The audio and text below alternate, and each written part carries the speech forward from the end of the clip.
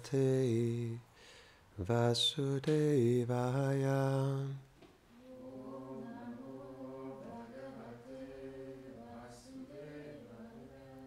Om Namo Bhagavate Vasudevaya.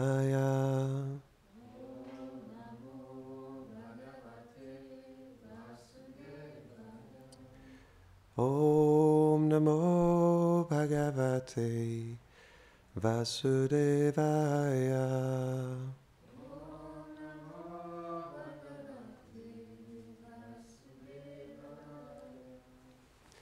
Bonjour et bienvenue à tous à Radha Kripa Rouen. Aujourd'hui, nous allons lire un verset du Srimad Bhagavatam, le deuxième chant, chapitre 7, verset 50.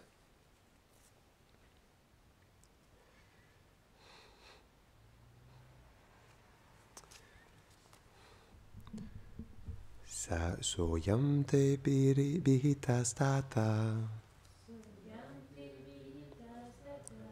Bhagavan Vishva Bhavanaha Samasena Harirnanyan Anyasmat Sad Asakchayat. Traduction. Cher Narada, je t'ai parlé brièvement du Seigneur Tout-Puissant, qui est le premier architecte de l'univers. Sans le soutien de Sri Hari, l'univers ne peut avoir de cause ou d'effet. Mais cependant, il est lui-même différent de l'univers. Commentaire.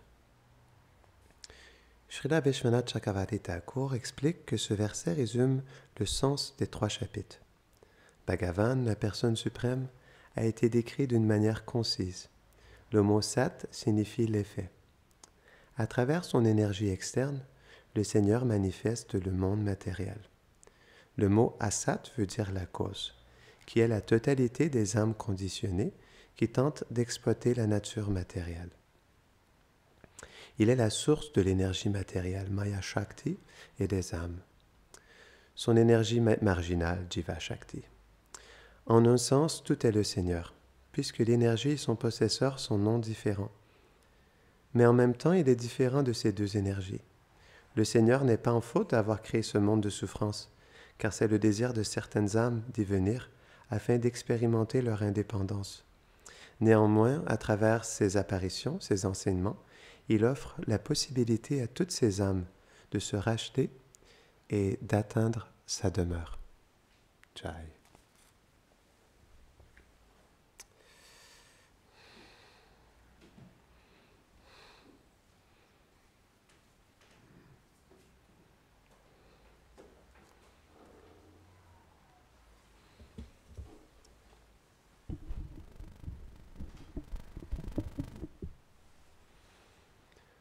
Om Gyana Timirandasya Gyanam Jadasharakaya Chakshurun Militam Jena Tasmai Shri Gurave Namaha.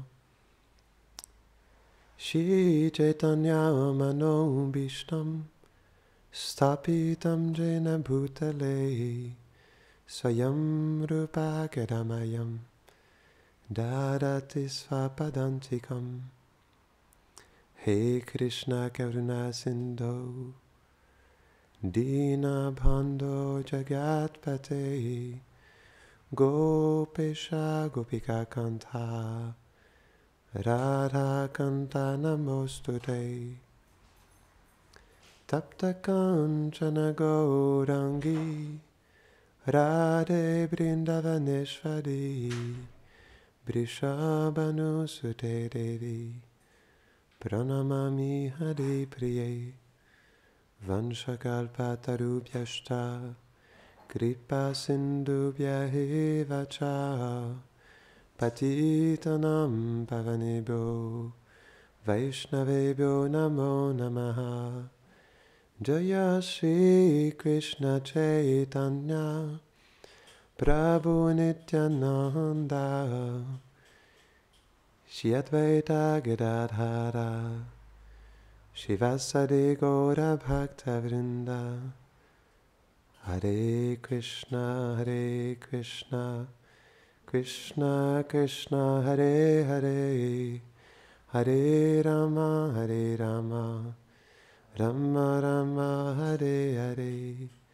Namahum Vishnupadaya, Krishna Prasthaya Bhutare, Srimate Bhaktivedanta Swaminiti Namine. Namaste Sarasvati Deve, Gauravani Pracharine, Nirvashesha Shunavari, Pashtatare Shatarine.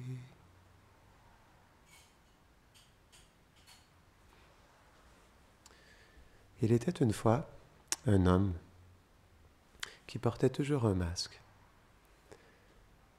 Parce qu'il voulait plaire à la société, il voulait plaire aux autres, à ses amis, à sa famille. Et il portait toujours un masque pour ne pas montrer qui il était. Et à un moment donné, il a réalisé quelque chose et s'est dit « Mais c'est quand même bizarre. Donc je porte un masque pour ne pas montrer qui je suis. Et donc pour cela, il y a des personnes qui m'aiment et qui m'apprécient. Et pour cela, il y a des personnes qui ne m'aiment pas et qui ne m'apprécient pas. » Donc il s'est dit, pourquoi je ne serais pas juste moi-même? Parce que de toute façon, il va toujours avoir des personnes qui ne m'aimeront pas et il y aura toujours des personnes qui vont m'aimer. Donc c'est quand même intéressant. Mais la différence pour l'âme par rapport à ça, c'est qu'en réalité, même dans ce monde, quand on veut être soi-même, on ne peut pas être pleinement soi-même. Et moi, je dirais que ça, on pourrait dire, c'est la chose la plus triste dans ce monde. S'il y a une chose plus triste que ça, vous me le direz, mais je n'ai pas trouvé chose plus triste que cela dans ce monde, de ne pas pouvoir être soi-même. Est-ce que, par exemple, lorsque nous ouvrons les yeux, est-ce que ce sont nos vrais yeux? Qu'est-ce que nous voyons lorsque nous regardons? Lorsque nous entendons avec nos oreilles, qu'est-ce que nous entendons réellement? Lorsque nous sentons avec notre cœur, qu'est-ce que nous sentons réellement? Donc, c'est ça la différence. Et c'est pourquoi il y a une profonde tristesse. Et tant que nous ne réaliserons pas cela dans notre cœur, nous n'aurons pas de détermination incassable de vouloir courir vers notre vérité. C'est pourquoi on doit commencer à méditer sur le fait que nous sommes une âme spirituelle. Mais pas juste une âme spirituelle. Une âme spirituelle, comme l'explique la fin de ce commentaire, qui est fait par la grâce du Seigneur pour atteindre sa demeure éternelle. Alors là, nous pourrons réellement expérimenter ce que nous sommes véritablement. Donc c'est pourquoi, en réalité, on est dans une double crise existentielle, identitaire dans ce monde. On réalise que nous ne sommes pas ce corps, donc on est en crise identitaire parce qu'on comprend que nous ne sommes pas cette identité temporaire, mais en plus, il y a une autre crise identitaire parce que on ne sait même pas qui nous sommes réellement. Donc, imaginons-nous un instant la crise existentielle qui se manifeste dans le cœur de l'être lorsque cet éveil commence à se manifester à l'intérieur de nous. C'est là qu'il y a une transformation profonde dans le cœur qui nous pousse à mettre tout notre cœur, toute notre vie entière pour atteindre ce but d'atteindre la demeure éternelle de Krishna. Pourquoi? Parce que tout ce que nous faisons dans ce monde est complètement faux. Notre identité, elle est complètement fausse. Et lorsque nous pensons aimer, toutes ces couches qui nous recouvrent, notre mental, nos pensées, nos sentiments, nos désirs, notre personnalité, tout ce qu'on fait dans cette vie, tout ça, c'est complètement faux et temporaire. Et ça n'a absolument rien à voir avec notre vérité. Absolument rien. Tout ça, c'est juste un rêve. Juste un rêve. Et donc, comme on n'a pas d'expérience de notre vérité, on cherche à vivre quelque chose, à vivre une expérience, et malheureusement, on ne cherche qu'à vivre ce rêve. Et à cause de ça, on se détourne de notre vérité. Donc, comme l'expliquait, c'est intéressant, dans le commentaire, Gurudev, il expliquait « Car c'est le désir de certaines âmes d'y venir afin d'expérimenter leur indépendance. Néanmoins, à travers ses apparitions, ses enseignements, il offre la possibilité à toutes ces âmes de se racheter et d'atteindre sa demeure. » Donc les êtres ont le libre arbitre dans ce monde. En général, c'est la nature de l'être parce que Même si nous sommes une énergie de Krishna, Krishna nous a doté du libre arbitre, parce que nous sommes des individus à part entière, et nous donne la liberté de faire ce que nous voulons. Mais dans cette liberté, malheureusement, nous nous perdons dans l'influence de l'énergie matérielle, et on devient complètement endombré par cette illusion, qui nous pousse à mettre toute notre vie entière dans quelque chose de faux. Notre vie entière. Et pas seulement cette vie, on a fait ça depuis des milliards d'existences. On a déjà tout essayé dans ce monde.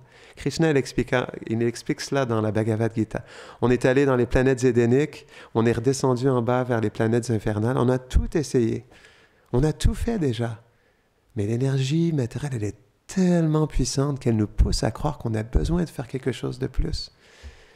Et elle nous pousse à croire que nous voyons réellement à travers ses yeux, que nous aimons réellement à travers ce cœur.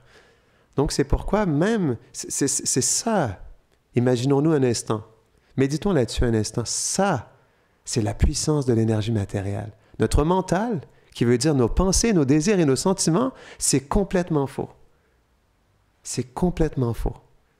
C'est pas l'âme qui pense. L'âme, qu'est-ce qu'elle est faite pour penser? Elle est faite pour penser à Krishna. Elle est spirituelle. Elle est une partie intégrante de Krishna. Elle est faite pour vivre avec Krishna dans son éternité. Elle n'est pas faite pour autre chose que ça.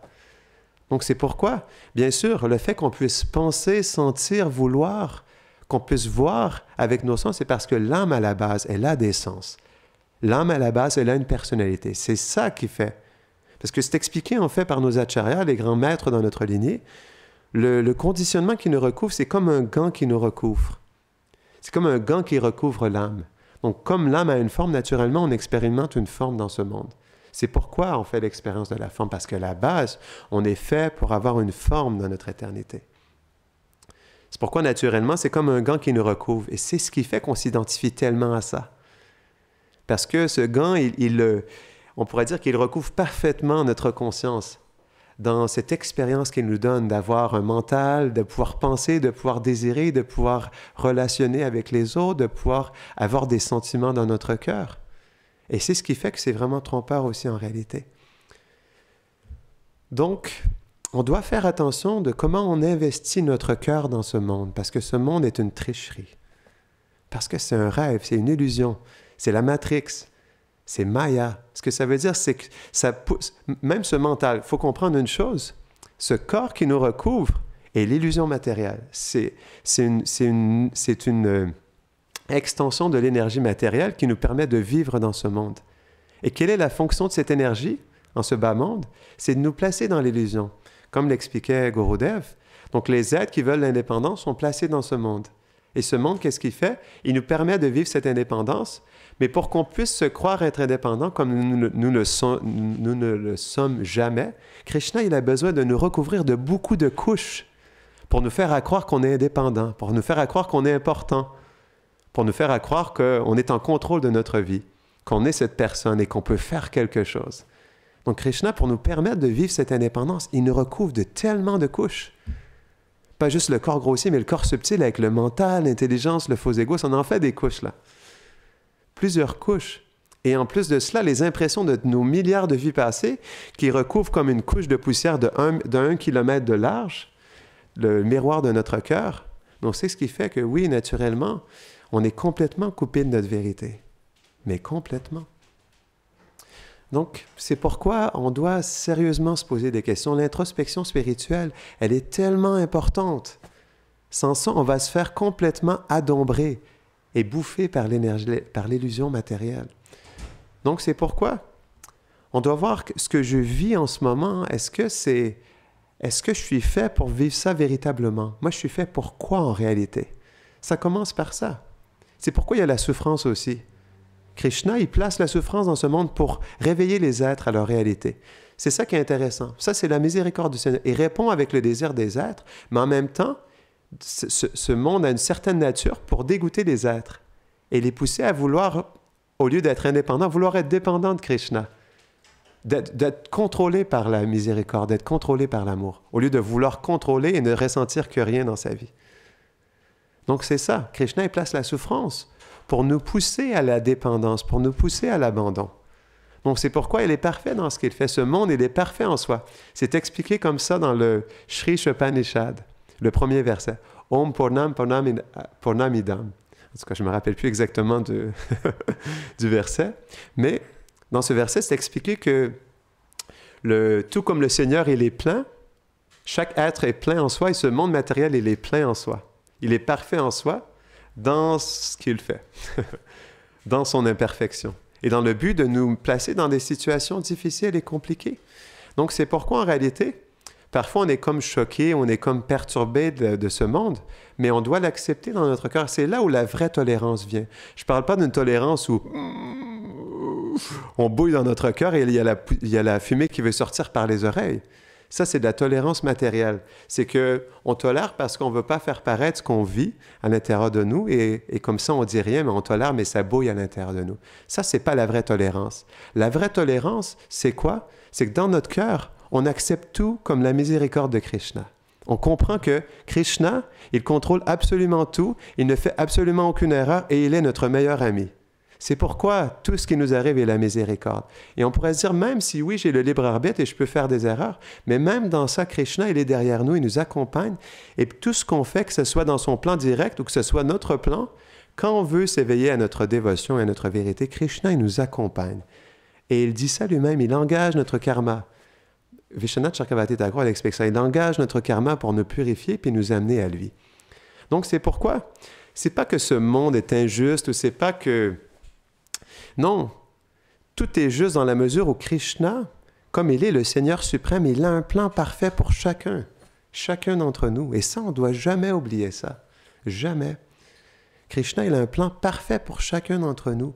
Et ce qu'on vit est parfait pour nous aider à nous déposséder de tout ce que nous avons. Parce que, comme on expliquait, on a plusieurs couches qui nous recouvrent. Et si on veut s'abandonner pleinement à Krishna, on doit tout perdre. Parce que ces couches, elles nous identifient à la matière. Elles nous poussent à s'attacher à ce rêve, à cette fausse identité. Puis naturellement, ça nous adombre. On devient de plus en plus adombré par les modes de la nature. Donc c'est pourquoi Krishna, lorsqu'on veut réellement notre vérité, c'est pourquoi Krishna il nous enlève tout. Il n'y a pas le choix. On doit tout perdre. Parce que si on veut, qu'est-ce que ça veut dire tout perdre? Réellement, pour nous, tout perdre, ça veut dire perdre son faux ego. Si on veut dissoudre notre faux ego, il faut que Krishna fasse son travail. On a besoin que le faux ego soit fracassé. Sans ça, comment est-ce qu'on va pouvoir vivre dans notre vérité? Comment la vérité va pouvoir s'installer dans notre cœur si notre faux ego n'est pas fracassé? Donc, il doit être dissous, mais pour qu'il soit dissous, il faut qu'on soit testé, il faut qu'on perde tout. Parce que dans ça, à un moment donné, à moins qu'on soit vraiment résistant, c'est à ce moment qu'on est testé dans notre vie spirituelle et qu'on peut décider de tout lâcher. On peut lâcher l'association des dévots, notre vie spirituelle, pour pouvoir protéger la sécurité de notre faux ego. Mais si on veut réellement être avec Krishna, comme l'expliquait Gurudev, si on veut atteindre sa demeure éternelle, on a besoin de tout perdre. C'est normal, on en a besoin parce que sans ça, il y a toujours quelque chose qui va nous attacher, qui va nous identifier, qui va faire qu'on ne pourra pas dans notre cœur être pleinement abandonné à Krishna. Parce que si on conçoit, si on apprécie qu'est-ce qui se passe entre Krishna et ses associés, il y a un abandon total parce qu'il y a un contrôle, on se fait contrôler par l'amour de Krishna. Ici, on se fait contrôler et adombrer par les modes de la nature. Mais si on veut se faire contrôler par l'amour de Krishna, il faut qu'on s'abandonne complètement à lui. Parce que l'amour veut dire quoi? Si on, par exemple, même dans ce monde, on peut voir un peu dans les films ou dans notre propre vie ce que nous avons vécu. L'amour, c'est quoi? C'est qu'on se donne entièrement à l'autre. C'est ça l'amour. Rasa, relation, veut dire je me donne complètement à l'autre, entièrement à l'autre. On le vit dans ce monde. Si on veut qu'une personne nous aime et on veut passer notre vie entière avec elle, il faut qu'on se donne complètement à elle, non? Dans notre sentiment, on se sent comme ça. Eh bien, si on veut vivre ça avec Krishna, c'est une personne. Donc, naturellement, on doit faire la même chose aussi avec lui. On doit se donner complètement à lui. Mais pour qu'on puisse se donner complètement à lui, il faut que Krishna nous enlève tout. Parce que quand on n'a plus rien, on n'a que Krishna. Parce qu'on réalise que de toute façon, la seule chose qu'on avait, c'était Krishna. C'est pas qu'on a quoi que ce soit en ce monde en réalité de toute façon. Même ce corps ne nous appartient pas. Donc, déjà, si ce corps ne m'appartient pas, qu'est-ce que j'ai? J'ai rien. Donc, excusez-moi.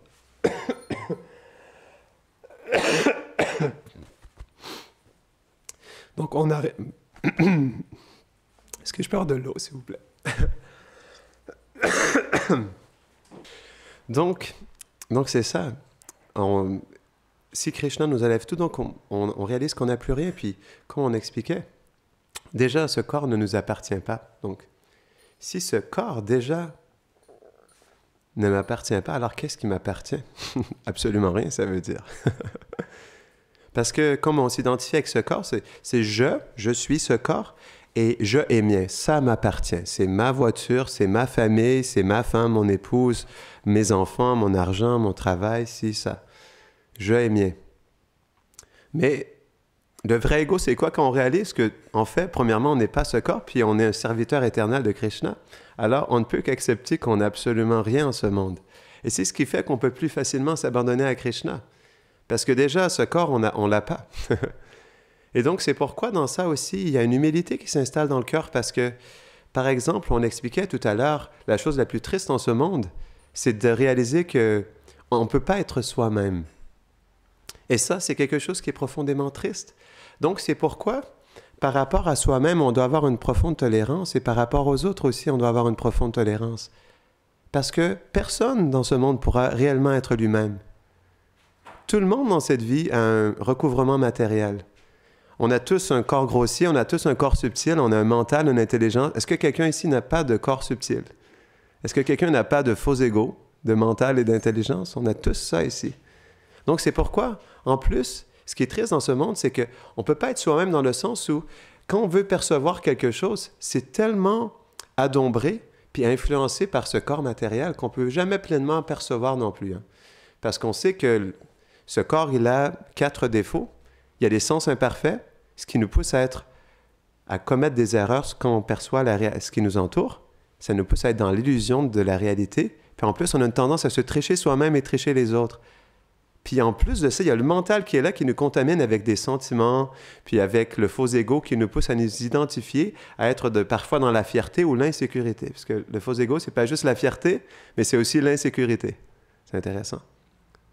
Donc en réalité, notre expérience dans ce monde, à tous les niveaux, elle n'est pas objective. Comment est-ce qu'on peut dire que notre expérience, elle est objective quand on a un corps imparfait avec des yeux qui ne sont même pas les nôtres, avec un mental, une intelligence, puis un faux ego qui nous pousse à croire que nous sommes quelque chose que nous ne sommes pas? Donc c'est pourquoi notre expérience dans ce monde, elle sera toujours biaisée. C'est pourquoi on doit toujours se garder une petite gêne. On doit toujours être dans l'humilité. Parce qu'on ne peut pas pleinement percevoir ce qui se passe. Pourquoi? Parce qu'on ne peut même pas percevoir exactement ce que nous sommes réellement. Donc déjà, si on ne peut même pas se percevoir réellement soi-même, comment est-ce qu'on peut dire qu'on peut percevoir réellement les autres et ce qu'ils sont réellement? C'est pas possible. Donc c'est pourquoi on doit se garder une petite gêne. On doit être humble, tolérant, respectueux, parce qu'on ne sait même pas qui nous sommes réellement. Donc c'est pourquoi on doit se garder une petite gêne dans la vie.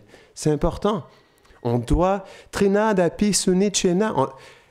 Krishnadas Kaviraj Goswami, il explique qu'on doit porter ça comme une guirlande à notre cou. C'est des qualités qu'on doit porter premièrement, qu'on doit aspirer, prier pour qu'ils viennent dans notre cœur et ensuite, graduellement, lorsqu'elles se développent, le porter profondément, au plus profond de notre cœur. Donc c'est pourquoi, c'est ça le problème, c'est que cette illusion matérielle, elle nous pousse à penser que nous sommes une personne importante dans ce monde. C'est déjà là le piège. On n'est déjà pas cette personne, on n'est déjà pas ce corps et tout ce qui vient avec, même les habiletés ainsi que les défauts. Donc, à cause de ça, on se dit, je suis une personne importante. Et à cause de ça, j'ai une position, je dois faire quelque chose, je dois contrôler, je dois donner mon opinion à chaque instant parce que je suis une personne importante. Donc, c'est pourquoi, en réalité, quand on s'exprime de cette manière, on ne fait qu'exprimer cette fausseté en réalité. C'est pourquoi les Vaishnavas, lorsque la vérité s'éveille dans le cœur, on ne peut que se sentir complètement insignifiant, tellement petit. Et on sent en réalité qu'on est complètement impuissant face à ce qui nous entoure. Donc comment est-ce qu'on a autant de facilité dans ce monde à juger autant facilement, à condamner autant facilement, à critiquer les uns les autres, mais tellement gratuitement, tandis que nous ne savons même pas qui nous sommes réellement. Et notre perception de la réalité, elle est tellement faussée par un corps qui est imparfait. Donc c'est pourquoi on doit faire ce travail intérieur. C'est ce qui va nous aider à progresser. Parce que c'est ce que Chaitanya Mahaprabhu explique, sans Trinadope Sunuchena, on ne peut pas chanter constamment, on ne peut pas aller vers notre vérité.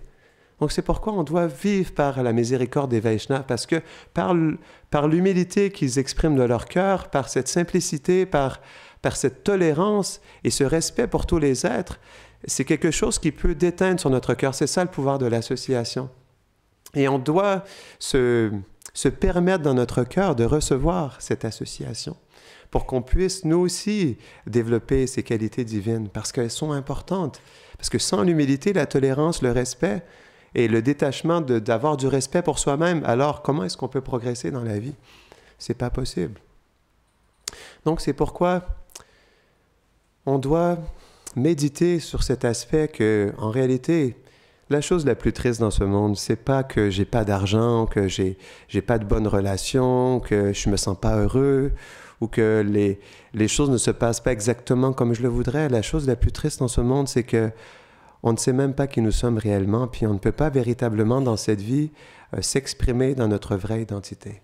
Et ça, c'est vraiment la chose la plus triste. Et on ne devrait jamais oublier ça. Tous les jours, lorsqu'on se regarde dans la glace, on devrait dire « je suis tellement triste de ne pas pouvoir être dans ma vérité ». Ça devrait être notre slogan. De cette tristesse qui nous pousse à pleurer notre vérité. On a besoin de pleurer. Qu'est-ce qu'on fait en ce moment? On pleure pour l'illusion. On pleure pour un rêve qui ne nous apporte que des souffrances. Donc on doit pleurer, mais pleurer pour Krishna, pleurer pour notre vérité. Ça, c'est les vrais pleurs. L'âme, elle peut pleurer. Quand on pleure dans ce monde, c'est en lien avec le rêve. Donc, naturellement, bien sûr, c'est l'âme qui, avec sa conscience, qui vit ces choses-là. Donc, ce n'est pas non plus complètement impersonnel. L'âme, elle pleure à travers l'illusion. Mais pourquoi ne pas pleurer pour notre vérité? Pourquoi ne pas pleurer pour Krishna, pour notre relation avec lui? Pourquoi ne pas pleurer pour l'amour, pour le vrai amour? Ça, c'est les vrais pleurs. Ça, c'est le vrai désir de l'être. Jai Nitai Gaura Premanande. Allez, bon.